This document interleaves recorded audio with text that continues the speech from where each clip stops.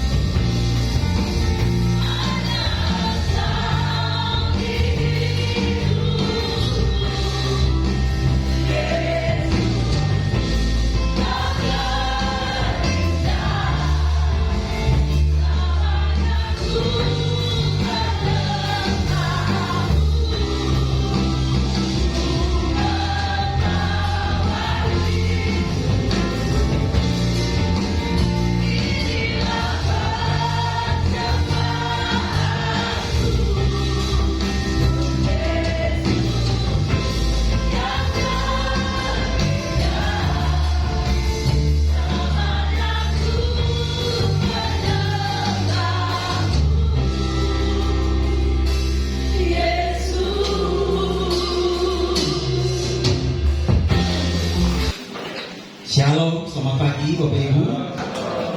Kita akan melihat rahasia tetap tegar menghadapi kesukaran. Yang keempat adalah berdoa. Saya ajak kita baca dulu satu ayat. Ayat yang termasuk paling pendek dari seluruh ayat ya. 1 Tesalonika 5 ayat 17. Kalau sudah hafal, itu nggak perlu lihat lagi, hanya 2 kata. Senyum-senyum ya. Oke ya, hitungan ketiga kita baca bersama-sama. 2, 3. Tetaplah berdoa. Apa esensi dari doa? Pagi hari ini kita sedikit belajar Bapak Ibu ya. Selama ini doa itu menjadi sesuatu yang kebiasaan, sesuatu yang kita rutin lakukan. Tapi kalau kita kehilangan makna, esensi, hal yang paling mendasar dari doa, ini menjadi sebuah rutinitas, sesuatu yang kemudian kita lakukan berulang-ulang tanpa makna. Nah, kita harus menjaga supaya tidak kehilangan pemahaman kita tentang berdoa. Yang pertama kita lihat esensi berdoa. Doa itu keintiman, bukan transaksional atau transaksi. Bapak Ibu, pernah nggak kita renungkan? Kita seringkali jadikan Tuhan itu seperti alat ya untuk kepentingan kita. Kita lihat perbedaannya ya. Kalau doa sebagai transaksi, fokus utamanya untuk apa? Kepentingan diri. Apa yang kita perlu, apa yang kita punya kepentingan, kita selalu katakan kepada Tuhan, tapi dengan sikap yang sebenarnya tidak tulus. Karena semuanya hanya untuk diri, egosentris. Bahkan kadang-kadang ada yang berdoa dengan ancaman. Kalau Tuhan tidak jawab doa saya, kalau Tuhan tidak mendengar, kalau Tuhan tidak memberkati, saya nggak mau lagi ikut Tuhan. Ini transaksional ya. Jadi ada kepentingan baru kita datang, ada masalah baru kita datang. Sehingga kita jadikan Tuhan itu seperti apa? Seperti rekan bisnis, seperti security. Lagi dalam keadaan tidak aman, baru cari Tuhan. Kalau aman, lupa sama Tuhan. Kalau lagi senang, lagi semuanya ada, kita lupa sama Tuhan. Tapi ketika keadaannya sulit sukar, baru kita datang. Ini namanya doa yang bersifat transaksional. Dan sikap hatinya tidak tulus. Orang-orang yang jadikan Tuhan itu hanya sebagai transaksi untuk kepentingannya, tidak tulus. Dan hasilnya rapuh. Karena apa? Ada doa yang dijawab, ada yang doa tidak dijawab. Itu membuat kita berubah. Kita bisa rapuh. Sedangkan doa itu sebagai keintiman, itu adalah fokusnya pada Allah. Tuhan jawab atau tidak, kita dalam keadaan baik atau buruk, kita tetap apa? Berdoa. Karena kita mau membangun hubungan tadi. Membangun hubungan. Kita mau membangun keintiman Bapak Ibu. Jadi doa itu adalah sebuah worship, sebuah ibadah. Ketika kita berdoa, kita sedang membangun hubungan. Kan Tuhan bilang begini, kita belum minta pun Tuhan tahu. Kalau hubungan kita itu harmonis dengan Tuhan, kita nggak minta saja Tuhan tahu. Bahkan belum diminta Tuhan sudah jawab. Ada yang pernah mengalami? Belum didoakan, tapi kita perlukan, tapi Tuhan sudah jawab lebih dulu. Doa sebagai keintiman itu berpusat pada Allah. Artinya kita suka atau duka, senang atau susah, kita tetap berdoa. Bapak Ibu, selama ini kita punya kebiasaan ya untuk abaseri ya, betul ya, berdoa baca Alkitab. Itu kita sedang membangun sebuah kebiasaan. Tapi kebiasaan itu harus gak boleh kehilangan makna. Oke ya, kebiasaan tanpa makna itu hanya ritual, seremonial belaka. Oleh karena itu kita membangun kebiasaan, tapi kita juga ingat bahwa kebiasaan kita berdoa dan baca firman Tuhan. Mari tolong dibantu. Ya, dibantu. Ya. Oke. Kebiasaan kita kita berdoa, kita membaca firman Tuhan, sekali lagi itu sebagai bentuk apa? Membangun keintiman kita dengan Tuhan. Ini esensi ya, mendasar. Dan hasilnya kokoh. Hasilnya kokoh, kuat. Mengapa? Karena semakin kita dekat dengan Tuhan, badai sebesar apapun bisa kita lewati, asalkan ada Tuhan bersama dengan kita. Karena waktu kita dekat dengan Tuhan, Mazmur masih ingat 62, kita apa? Tenang. Ketika kita tenang, kita bisa apa? Berdoa. Ketika kita berdoa, kita bisa melewati persoalan pergumulan kita. Yang kedua, esensi berdoa. Doa sebagai mekanisme protektif. Nah, ini ternyata ada hasil penelitian, Bapak Ibu. Penelitian masa kini atau kontemporer menegaskan bahwa iman yang diekspresikan melalui doa memberikan perlindungan yang kokoh terhadap gangguan kesehatan mental. Jadi kalau Bapak Ibu mau sehat secara mental, banyak-banyaklah berdoa. Karena apa? Ketika kita dekat dengan Tuhan, ketika kita punya keintiman dengan Tuhan, kita tenang, sehat mental kita, Bapak Ibu. Ada masalah, tekanan, ada persoalan, tetap kita kuat. Kita bisa mampu bersyukur, kita bisa tenang, kita bisa berdoa, kita bisa menerima keadaan. Mengapa? Karena kita sudah punya hubungan yang sangat dekat sekali itu dengan Tuhan. Bahkan Paulus berkata, gak ada yang dia inginkan dalam hidupnya, hanya satu, pengenalan akan Tuhan dengan kuasa kebangkitannya yang luar biasa. Dia ingin mengenal Tuhan. Karena apa? Ketika kita dekat dengan Tuhan, Bapak Ibu, Tuhan akan menolong kita. Dan ini ternyata ada korelasinya dengan kesehatan mental kita. Jadi rohani kita semakin intim dengan Tuhan, secara jasmani kita juga sehat mental dan fisik. Kalau orang hati gembira, dikatakan apa? Hati yang gembira adalah obat yang manjur.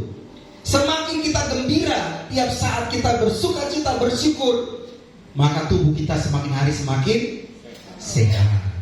Ya, kemarin kita sudah dengar waktu tenang, ada hormon-hormon di dalam diri kita yang tertentu yang memerintahkan supaya sel darah putih untuk cari bibit kanker dihajar supaya kita semakin sehat. Esensi yang ketiga, Bapak Ibu, doa sebagai transformasi cara berpikir atau perspektif sudut pandang. Ya, salah satu rahasia terbesar dari ketegaran yang dihasilkan oleh doa adalah kemampuannya untuk mengubah perspektif individu terhadap penderitaan. Semakin kita sungguh-sungguh berdoa, semakin sungguh-sungguh kita punya hubungan yang baik dengan Tuhan, ternyata itu memberikan kemampuan untuk kita untuk mengubah cara pandang kita terhadap masalah. Ketika ada kesukaran, karena kita selalu berdoa, maka doa itu akan mengubah kita punya cara pandang. Bahwa ternyata misalnya masalah ini besar, Bapak Ibu, cara pandangnya berbeda. Kalau ada orang lihat masalah itu besar, dia lihat masalah itu memang besar. Masalah itu besar, dan dia merasa dia tidak sanggup lagi untuk menghadapi masalah itu. Itu cara pandang yang pertama. Tapi ada orang yang punya cara pandang yang berbeda.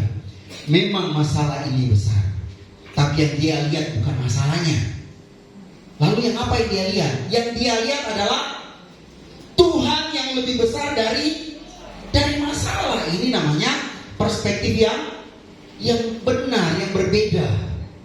Masalah boleh sama, masalah boleh besar, tapi cara kita memandang masalah itu jauh lebih penting. Orang yang berdoa selalu akan mampu mengubah cara pandangnya terhadap setiap persoalan.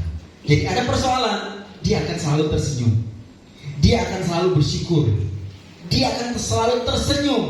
Orang tanya, kenapa sih kamu kok tenang? Ada masalah berat kok kamu malah tersenyum?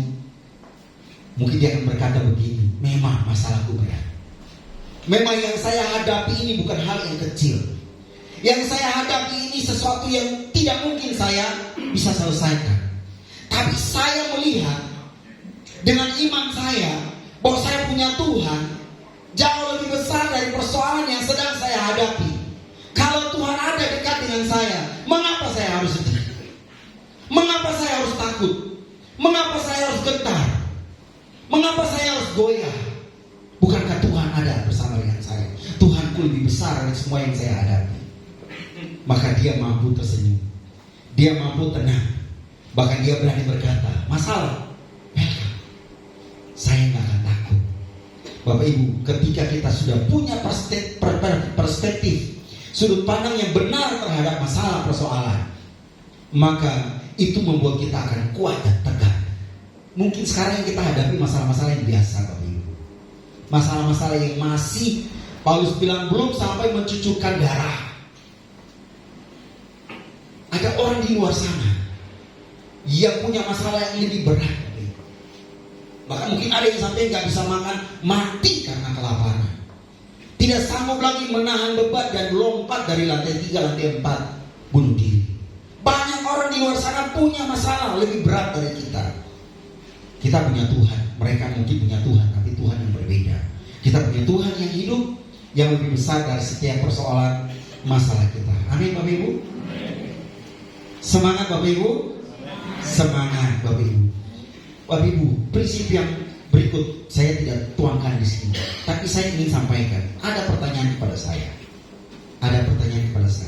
Pertanyaan begini. Bagaimana dengan orang yang suka berdoa, tapi berdoanya itu dalam bentuk seperti ritual, dengan mengarah kepada benda-benda di langit? Ayo, saya ajak kita buka dulu. Kita buka di Ulangan. Jawabannya saya beritahu Bapak Ibu. Ulangan pasal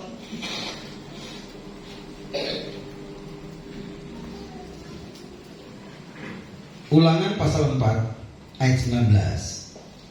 Mari kita baca sama-sama. Ulangan 4 ayat 19.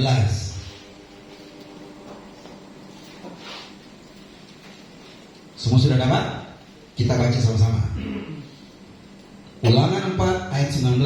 2, 3. Dan juga supaya jangan engkau mengarahkan matamu ke langit, sehingga apabila engkau melihat matahari, bulan, dan bintang segenap tentara langit, engkau disesatkan untuk sujud menyembah dan beribadah kepada sekaliannya itu, yang justru diberikan Tuhan Allahmu kepada segala bangsa di seluruh kolong langit sebagai bagian mereka. Bapak Ibu, ternyata ada kebiasaan di bangsa-bangsa kafir, karena mereka menyembah kepada dewa-dewa. Jadi mereka melihat matahari, mereka berdoa kepada matahari. Mereka lihat kepada bulan, mereka berdoa kepada bulan. Ada dewa matahari, ada dewi bulan. Dan mereka menganggap itu sebagai sebuah keberkahan, sebuah kelimpahan ketika berdoa memandang kepada benda-benda langit. Bapak Ibu, ternyata itu adalah penyembahan berhala menurut Alkitab. Dan hukumannya, apabila ada umat Israel yang melakukan hal itu, Bapak Ibu nanti baca di pasal 17 ayat 2 sampai ayat yang ke-5. Hukumannya cuma satu, mati, dirajam dengan batu. Jadi Bapak Ibu, kalau kita lihat di agama lain, dalam konteks agama lain, itu ada konsep, khususnya di Hindu ya. Itu berdoa kepada bulan, memandang kepada bulan, itu memberikan keberkahan, memberikan kelimpahan. Tapi konsepnya itu adalah dewa, itu kekafiran. Alkitab menentang semua orang untuk berdoa mengarahkan pandangan kepada benda-benda langit. Mengapa? Karena semua itu adalah ciptaan. Allah itu pencemburu. Allah tidak suka diduakan. Ketika ada yang berdoa dan memandang kepada benda-benda di langit, itu adalah penyembahan berhala. Dan Tuhan bukan memberi kelimpahan, Tuhan bukan memberi kemakmuran, tapi Bapak Ibu, berkat itu akan diubah menjadi apa? Kutuk. Karena itu adalah penyembahan berhala. Yang perlu kita doakan, berdoa adalah mengarahkan pandangan kita kepada Tuhan. Alkitab berkatakan bahwa masuklah ke kamar berdoa. Kita tidak perlu arahkan muka ini kepada sesuatu benda, gak perlu. Karena Tuhan kita itu roh, Allah itu roh. Kita cukup berdoa, berlutut berdoa, masuk kamar tidak ada yang tahu, berdoa. Maka Tuhan mendengar dan Tuhan menjawab. Jadi kalau ada konsep ritual-ritual yang suruh kita menghadap kepada benda-benda langit, ini adalah kekafiran. Karena itu saya menjawab demikian kepada yang bertanya kepada saya. Dan hal ini saya ingin sampaikan kepada Bapak Ibu. Jangan sampai kita disesatkan dengan konsep agama-agama dunia, dengan konsep kekafiran, supaya namanya orang pingin untung ya, orang pingin limpah, orang pingin sukses. Tapi bukan begitu caranya. Ya, apakah Tuhan tidak sanggup memberkati kita? Kalau kita belum sukses, belum berhasil, kita introspeksi diri. Mungkin cara kita yang salah. Mungkin kita semakin jauh tidak dekat dengan Tuhan. Mungkin yang kita andalkan kekuatan kita, yang kita andalkan pengalaman kita. Yeremia 17 ayat 5, terkutuklah orang yang mengandalkan kekuatan dirinya sendiri, mengandalkan kekuatan manusia, tidak diberkati. Sebab itu Bapak Ibu, jangan andalkan kekuatan kita. Apalagi kita terbawa dengan konsep-konsep ritual kekafiran. Saya ingatkan Bapak Ibu, karena itu tanggung jawab saya sebagai hamba Tuhan. Kalau ada Bapak Ibu dan terjemaat yang sudah melakukan itu dan saya tidak memberitahu, saya berdosa, maka saya perlu kasih tahu. Dan ini jawabannya dalam Ulangan pasal 4. Baik, sekarang kita akan bahas 3 aspek penting dalam doa. Kita baca Lukas 18. Ayo mari kita buka Lukas 18 ayat 1 sampai ayat yang ke-8. Lukas pasal 18.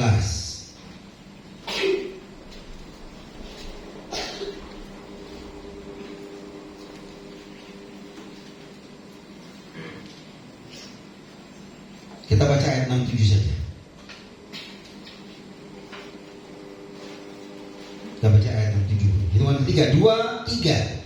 Kata Tuhan, camkanlah apa yang dikatakan hakim yang lalim itu. Tidakkah Allah akan membenarkan orang-orang pilihannya yang siang malam berseru kepadanya? Dan adakah ia mengulur-ulur waktu sebelum menolong mereka? 6-7. Di handphone 6-7. Ya nggak sampai 8, 6-7 saja. Bapak Ibu, aspek penting dalam doa yang pertama, berdoa dengan tegur, ya, dengan tidak jemu-jemu. Jadi kisahnya ini kan sebuah perumpamaan. Ada seorang hakim yang lalim, hakim yang jahat, hakim yang hidupnya tidak benar. Ini cuma perumpamaan.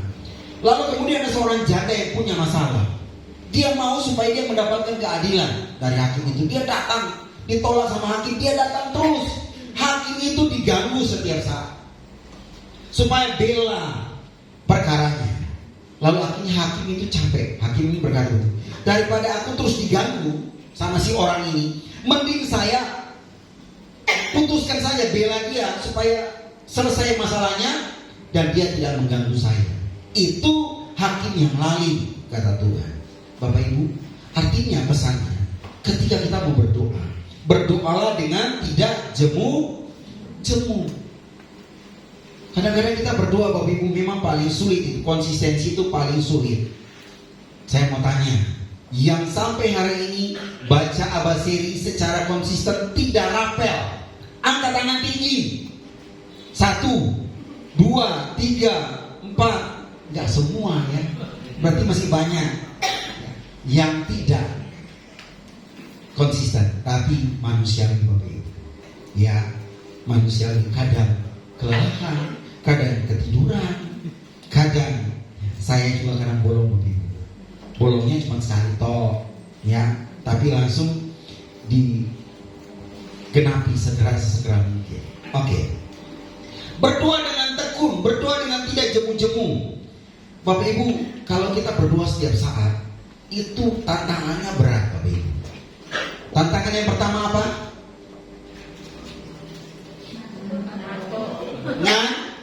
Ngantuk. Bapak Ibu bisa gak berdoa setengah jam tanpa berhenti? Susah. Baru yang 5 menit itu kita sudah lupa apa yang kita doakan.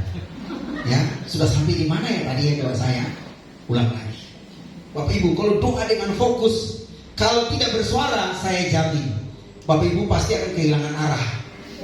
Ya, tadinya doa untuk A, tiba-tiba yang kita pikirkan B. Ya, kita balik lagi dari A. Habis A lanjut B. B belum selesai kita sudah ingat C. Bapak Ibu, doalah dengan bersuara, bila perlu pokok doa itu dicatat. Boleh nggak buka mata lihat poinnya? Boleh. Alkitab nggak melarang kita tutup mata. Tutup mata itu Bapak Ibu supaya kita fokus berdoa. Tapi kalau kita punya pokok doa banyak, nggak apa-apa, buka mata, doakan satu-satu supaya nggak lupa. Ya, doakan satu-satu, doakan. Lah, tapi kan Tuhan Maha tahu. Ngapain doa panjang-panjang? Bukankah Tuhan bilang berdoa itu jangan bertele-tele? Betul. Itu konteksnya. Kepada orang-orang Farisi yang suka mengarang doanya panjang-panjang supaya kelihatannya rohani, kelihatannya mereka luar biasa, doanya muluk-muluk ya, kata-katanya puitis. Nah itu yang Tuhan kecam. Artinya doa itu nggak usah bertele-tele seperti orang Farisi. Nah tapi bertele-tele bukan berarti nggak boleh banyak. Kalau banyak kan bukan bertele-tele namanya, kan poinnya jelas ya. Berdoa buat si ini, berdoa buat si ini, berdoa buat si ini. Kita doakan satu-satu, Bapak Ibu. Nah dari sekarang kan pernah Ibu Gembala juga pesan, mulai dari sekarang orang tua doakan untuk masa depan anak-anaknya. Tapi bukan hanya masa depannya saja, dalam studi pekerjaannya saja, doakan juga supaya dapat jodoh yang benar, yang sesuai dengan rencana Tuhan. Itu pergumulan Bapak Ibu, pergumulan. Kita doakan Tuhan, ini anak ini Tuhan tolong dia, Tuhan tuntun dia, Tuhan lindungi dia, Tuhan proteksi dia. Tapi Bapak Ibu, kalau kita berdoalah tidak jemu-jemu, terus kita ingat. Ya, kita terus ingat di setiap doa, bawa doa itu kepada Tuhan. Artinya apa? Kita punya ketergantungan dengan Tuhan. Kita merasa bahwa segala sesuatu hanya Tuhan saja yang bisa memberi jawaban atas semua yang kita harapkan. Aspek yang kedua, Yakobus 1 ayat 5-8. Mari kita buka Yakobus pasal 1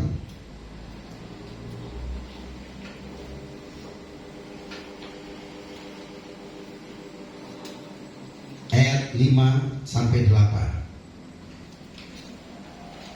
Kita baca dalam versi TSI ya.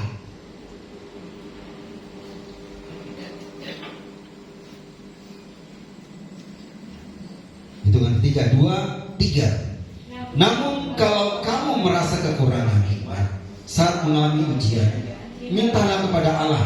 Dia sangat murah hati kepada semua orang dan tidak pernah marah kalau kita meminta hikmat kepadanya. Karena itu mintalah, maka hikmat yang kamu perlukan akan diberikan kepadamu. Asalkan kamu memintanya dengan percaya penuh. Jangan ragu bahwa Allah bersedia memberikannya.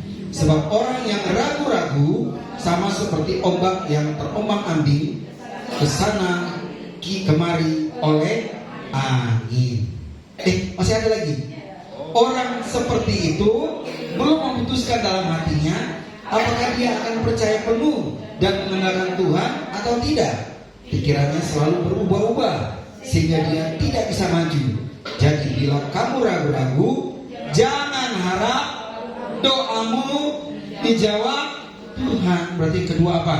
Harus berhenti dalam doa, harus berdoa dengan iman, percaya. Bapak Ibu, percaya ini, iman ini itu sebuah tindakan yang yakin tapi juga butuh nekat. Artinya yakin tidak cukup, tapi tindakan iman kita itu ekstrim. Saya pakai bahasa hari-hari, bahasa nekat. Misalnya, saya selalu kasih contoh ya, tapi saya pilih contoh yang lain aja. Ketika ada yang mengatakan begini bahwa coba letakkan tangan, buka tangan, dan saya akan menuangkan air. Ya, air ini mendidih panas. Tapi nggak apa-apa, yakin tanganmu nggak akan melepuh. Silakan, berikan tangan. Saya mau tanya, kalau Bapak Ibu disuruh buat seperti itu, Bapak Ibu berani nggak? Nggak berani kan? Padahal ini katakanlah orang tua kita, misalnya anak-anak, ini orang tua yang ngomong, nggak apa-apa, tanganmu tidak akan terbakar atau melepuh. Papanya meyakinkan, yakin. Dia bilang yakin, tapi yang dia pikirkan ini air panas. Secara logika, kalau kena tangan pasti apa? melepuh. Bapak Ibu, ternyata ya, ketika sebuah keyakinan itu tanpa dengan sebuah tindakan yang ekstrim, yang benar-benar tanpa ragu sedikit pun, itu tidak akan pernah kita terima memperoleh jawaban. Itu artinya kita masih ragu. Masih ragu. Padahal apa? Kalau yang bersangkutan berkatakan yakin, pasti, kita harus yakin. Ya, yakin dan nekat, kasih aja tangan. Ditetesi. Ternyata air itu sampai di tangan dan memang tangannya tidak melepuh. Mengapa tidak melepuh? Gak tahu kenapa. Ya, karena ini kan perumpamaan. Perumpamaan. Ketika Tuhan bilang kita ambil tindakan ekstrim, masa Tuhan gak bisa buat tangan kita gak apa-apa? Ya.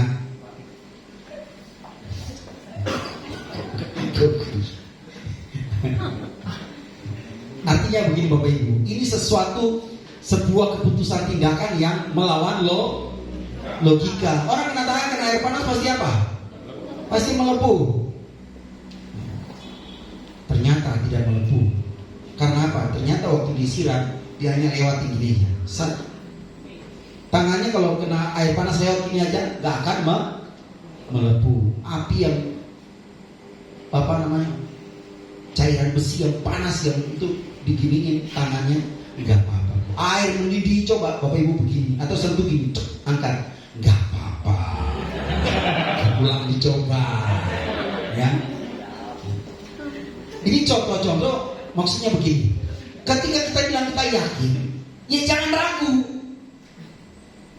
Dan memang harus ada tindakan yang betul-betul percaya. Kalau sudah percaya bulat, jangan ragu, karena orang yang ragu jangan harap doamu dijawab. Dia bilang sama kiri kanan, jangan ragu ya. Sekarang doa, ojo apa? Ragu itu bahasa Jawanya apa? Ojo itulah. Ojo ragu, ojo bimbang. Oke ya. Yakin sungguh-sungguh. Bapak Ibu, ketika kita yakin dan tidak bimbang, Bapak Ibu pasti akan mengalami sesuatu keajaiban. Asalkan Bapak Ibu jangan ragu. Ya, ada banyak keajaiban yang kita sudah alami. Kalau Bapak Ibu belum alami, berdoa, Tuhan, saya membutuhkan keajaiban, butuh mujizat. Tuhan bilang begini, kalau begitu siap-siap, saya kasih masalah supaya di sana kamu bisa melihat mujizatku.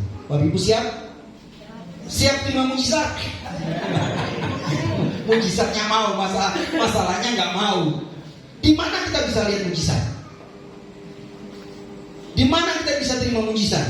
Di saat kita masalah. Orang lumpuh, kalau dia sehat, ngapain ada mujizat? Berjalanlah, dia nggak lumpuh kok. Berjalanlah, oh haleluya, mujizat. Ternyata dia bisa berjalan. Memang dia bisa berjalan, tapi coba dia lumpuh. Tuhan bilang ini, saya kasih lumpuh dulu ya. Sudah lumpuh 2 bulan, gak bisa apa-apa, baru saya kasih mujizat. Berdiri dan berjalan. Bapak Ibu siap gak terima masalah? Yang siap terima masalah untuk mengalami mujizat Tuhan, angkat tangan. Gak ada. Yang rindu ada mujizat Tuhan dalam hidupnya, angkat tangan.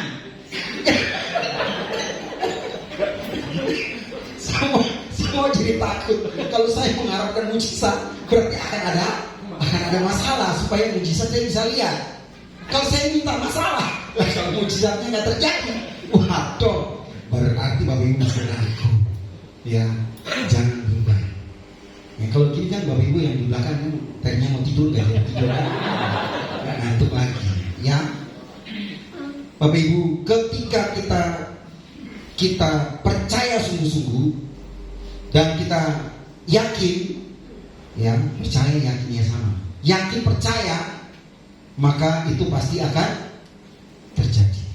Ya, oke, yang terakhir ketiga, jangan bimbang atau ragu. Yakobus 1 ayat 6-8 masih di dalam ayat yang sama tadi. Setiap doa yang tulus adalah investasi spiritual yang tidak pernah sia-sia Bapak Ibu. Jadi kalau Bapak Ibu berdoa itu tidak ada sia-sia, ya. Itu sebuah investasi secara rohani. Bapak Ibu berdoa terus, tidak jemu-jemu. Bapak Ibu berdoa. Bapak Ibu, tanpa kita sadari satu waktu apa yang kita doakan itu kita melihat kenyataannya. Bapak Ibu sekarang berdoa, Tuhan berkati anak-anak saya mereka sekolah studi, itu terus tiap saat didoakan.